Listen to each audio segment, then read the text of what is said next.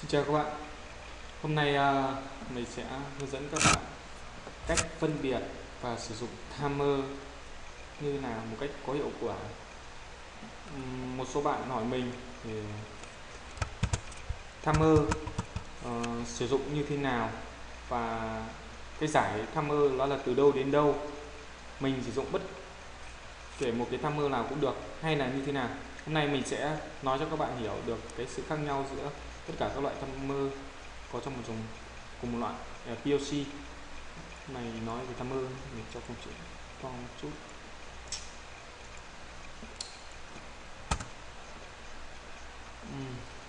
Đây mình sẽ hướng dẫn tài liệu cho các bạn. Cái tài liệu này mình sẽ up ở dưới video nha mọi người, chú ý nhá.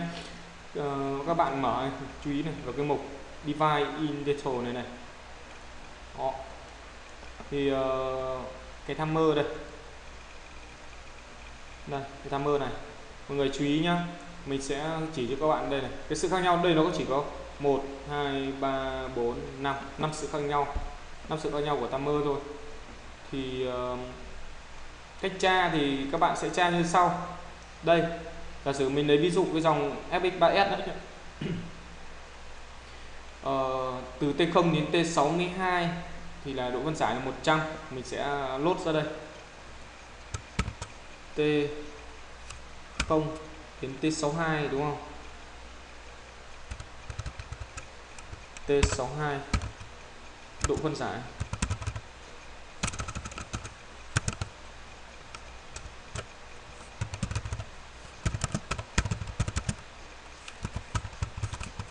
là 100 ms giây. Tiếp theo T63 đến bao nhiêu đây? Các bạn nhìn này. T632 đến rồi. T0 đến T62, T32 đến T62. T32 đến T62. 32 đến T62. Độ phân giải là 100 hoặc 10 ms giây. Khi nào là 100 và khi nào là 10 ms giây nó lại phụ thuộc vào cái M cơ. Cái đấy mình sẽ hướng dẫn sau nhé. Bây giờ mình sẽ thống kê hết ra đây đã. T63 đến 127 là 1 ms giây. T63 đến T127 độ phân giải là 1 ms giây. T128 đến 131, T131 độ phân giải 1 ms giây. Mở ngoặc. Mình chú ý thích là cũng là 1 ms giây nhưng mà cái này sẽ là khóa nhé, khóa chốt hay là còn loại là loại nó còn gọi là loại EEPROM time. Loại này như thế nào thì mình cũng lại nhắc sau. T131 này, từ T132 đến 137 là 100 ms giây. T131 332 đến T137 độ phân giải là 100 ms giây. Cũng khóa chốt hay còn gọi là loại EEPROM time.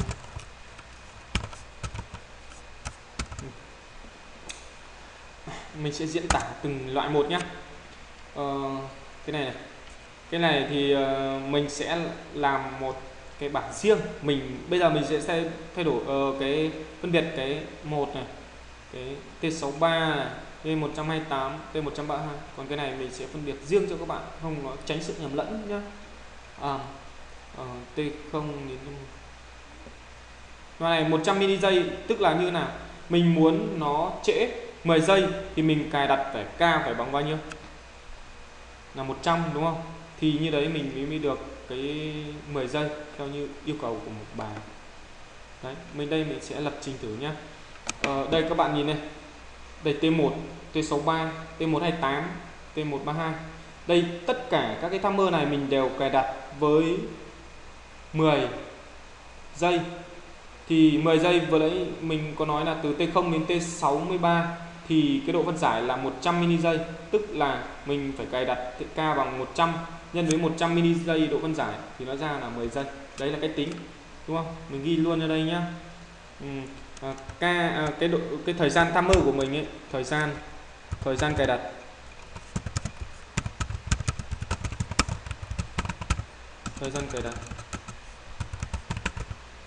sẽ bằng cái hệ số cài đặt, tức là cái K mình ấy bằng bao nhiêu nhân với bao nhiêu, nhân với độ phân giải. Đấy, thì ra cái thời gian cài đặt của mình. Ở đây mình ví dụ nhé, cái T1 của mình vừa nãy ấy, thì mình muốn bằng 10 mili giây, 10 giây thì có phải tương ứng với cái hệ số cài đặt là K100 không? Nhân với độ phân giải của nó đây là 100 thì ra là 10.000 mili giây, thì tức là 10 giây. Đấy.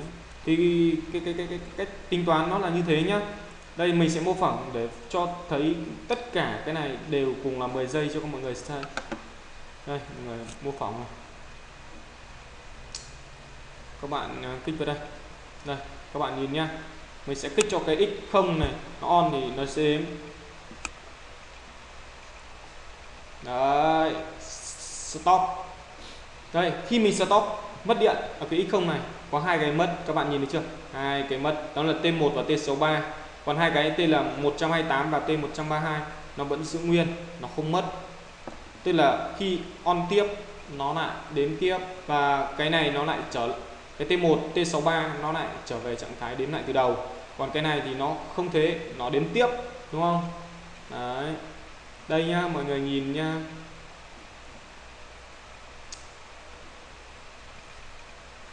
Có phải cái này giữ nguyên không? Khi mất điện,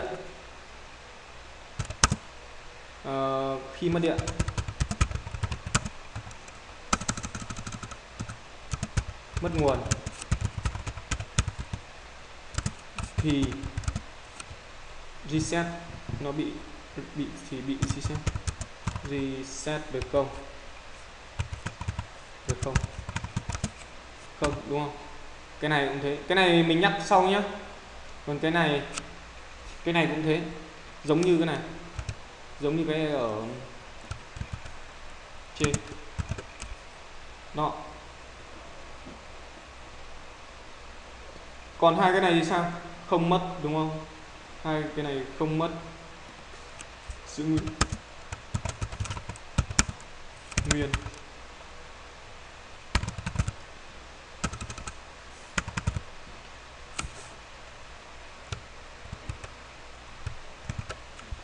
Đấy, các bạn nhìn để ý một chút nhé.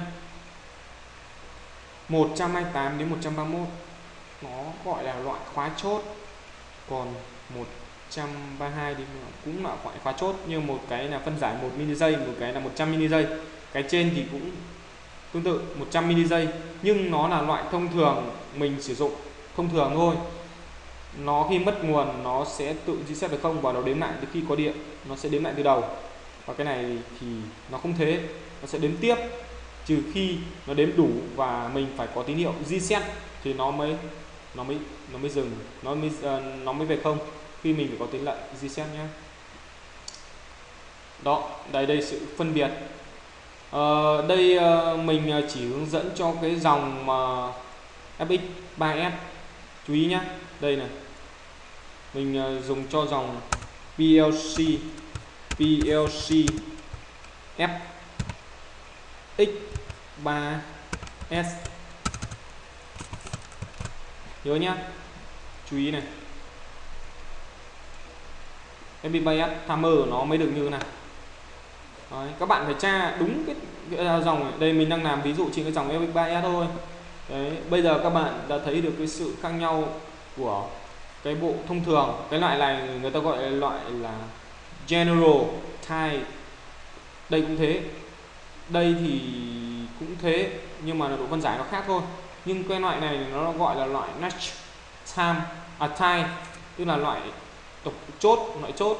Khi mà nó mất nguồn thì nó sử dụng nguồn của pin đấy, để nuôi để giữ cái chốt đấy. Khi là mình đây, các bạn nhìn đây, kể các bạn bây giờ mọi người sẽ cho nó đếm đến hết đi nhá. Đây cái này bắt đầu đếm lại gì nào, đếm hết này, cho nó hết nhá. Đó, mình off đi, off. Đấy, cái này nó về reset, nhưng cái này đây như lúc nãy mình có nói, cái này nó không tự reset mà mình phải reset bằng lệnh. Đúng không? Phải reset bằng lệnh. Đây, mình sẽ sử dụng cái lệnh này. Lệnh thì có thể bất kể, nhưng mà mình lấy ví dụ cho các bạn một chút thôi. Insert, chèn thêm một cỗ hàng đi. Mình lấy cái đây, cái điểm là x1 để reset nó đi, đúng không? F8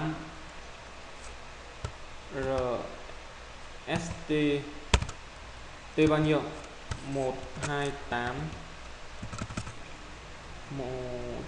reset T128. Ok, tiếp tục thêm một cái nữa, mình reset, phải reset cả hai thì mới được. RST T132 đúng không? Khi nó đếm đủ nó mới tự reset được. Compile đi. Mình ở đây mình toàn dùng chuột thôi để cho mọi người dễ nhìn thấy, còn sau này mình sẽ sử dụng lệnh. Khi các bạn quen thuộc thì mình sẽ sử dụng lệnh để cho nó nhanh hơn. Đó, Ctrl S lại nhá. Bây giờ sẽ là cho nó chạy lại nhỉ, để cho nó thấy được sự khác biệt. Mô phỏng lên đã. Đó, cái này bật shift off, shift on, cho nó đếm đến đây. Các bạn nhìn đều là 10, độ phân giải 10 ms. Có cái nào là 1 ms thì mình đặt cho nó, thì mỗi lần đếm thì nó được nhiều hơn, đúng không? Tất cả giống nhau bằng nhau rồi. Mình shift off đi, nó vẫn chưa mất. Đúng rồi, nó chưa mất. Thì bây giờ mình phải làm cho nó mất bằng cách kích cái này lên 1, x1 lên 1 thì là nó sẽ reset. Đó, thấy chưa? Các bạn thấy nó chưa? Nó phải không chưa? Đấy, các bạn thấy được cái sự khác nhau giữa T nó khác nhau như nào. Không phải mình sử dụng T nào cũng được đâu. Mình phải tính toán xem mình cần độ phân giải bao nhiêu hay như nào đó, thì mình dùng làm sao cho hợp lý trong tùy từng bài toán. Bây giờ mình sẽ chỉ lại cho tốt nốt các bạn biết cái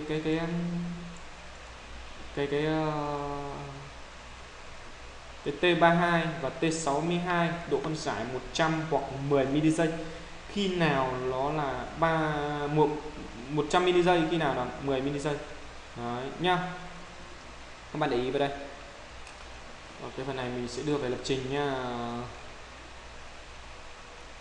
Xóa đi, xóa cái đoạn này đi. Delete. Ok. Không xóa được, tại vì mình xóa cả cái N đúng không? Delete đi. T bao nhiêu nhỉ? T 32, mình lấy T32. Enter. T32, độ phân giải của nó vẫn là đầu tiên, K của nó lúc nào đây mình đặt là 10 ms. Đây nha, các bạn để ý này, cái bình thường nó sẽ ở trạng thái là 100 ms. Các bạn để ý xem đúng là như thế không nhá. Bình thường nó sẽ là ở 100 mili giây đấy. Mô phỏng nhá. Đúng không? Bình thường nó sẽ độ phân giải 100 mili giây.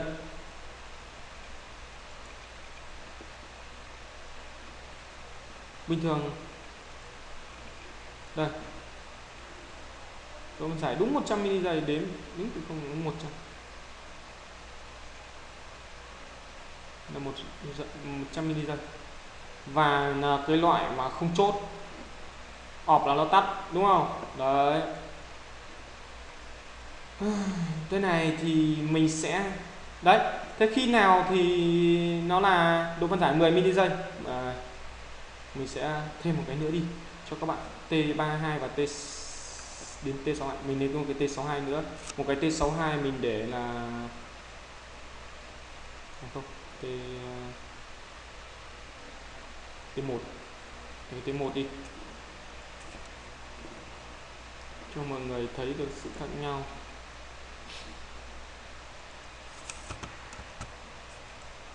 F7 T1 HK100 Enter. Từ khi nào nó là 10 mili giây, các bạn quay sang đây nhìn đây, khi nào nó là 100 mili giây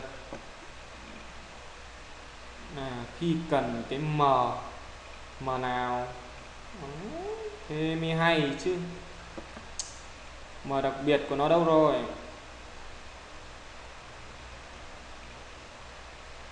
M bao nhiêu này? Mình xem ở phần nào.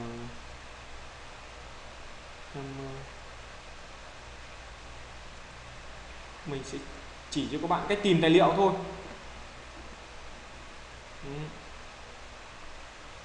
T32 không biết là đây không trên này. Instruction hướng dẫn đây. Instruction đây. Có đúng không nhỉ? Cũng không phải. Thôi được rồi, mình chỉ luôn, lấy luôn cho các bạn. Lúc nào tìm thì nó bây giờ nó ra tự nhiên nó cái vùng đây rồi. Đây, instruction đây. MT này. Đây. 8003 cũng không phải đâu. Không phải.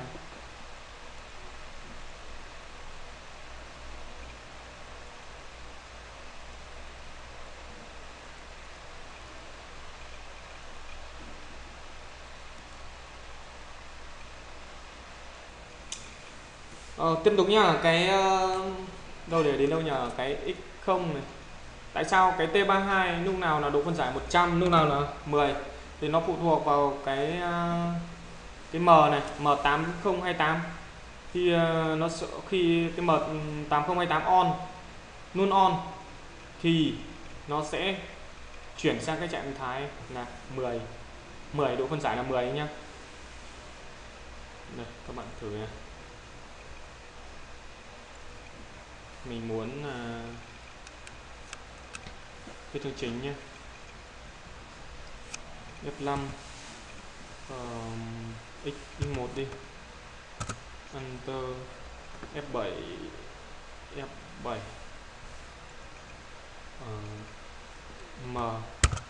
M8028 đúng không? Ok, là sẽ mô phỏng nhá. Sự khác nhau của nó khá là đặc biệt, tự nhiên lại chui đâu cái ông M8028 nào ra.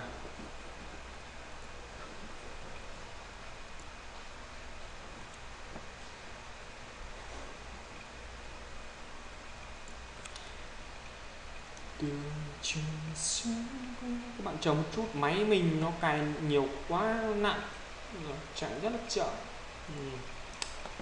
Đâu ấy nhỉ? Đây, tiếp tục on, vẫn đếm là độ phân giải là 100. Mình tắt nhá. Độ phân giải là 100, mình không nói chuyện. Được chưa? Hai cái này vẫn giống nhau, không khác gì. Nó khác là khác ở cái này này. Bây giờ mà mình cho on cái này lên, đó, on, đúng không? Đấy, on lên xong rồi tiếp tục cái này nó đếm. Đấy, thấy sự khác nhau chưa? Cái độ phân giải là 10 là nó sẽ nhanh hơn đúng không? Đúng không? Đấy. Đấy nhá các bạn nhá. Hôm nay cái bài toán của chúng ta đến đây cũng khá là rõ ràng rồi đó. Đấy. Đây mình ghi chú thích vào đây cho các bạn có thể tải về. Đây này. Khi M8028 on thì T32 đến T63 62 có độ phân giải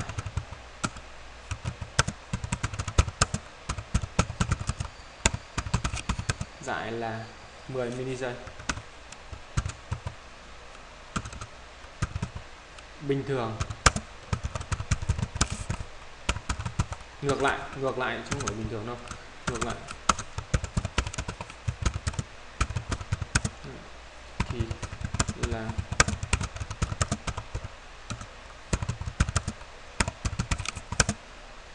100 mili giây. Đó, có hai cái phần chú ý như vậy nhá. Các bạn chú ý một chút. Cái phần tài liệu này mình sẽ để ở bên dưới video. Chúc các bạn học tập tốt và cố gắng là nhấn theo dõi để có được những video hướng dẫn tiếp về các hạng mục khác. Bài sau mình sẽ giới thiệu về counter. Chúc các bạn học tốt.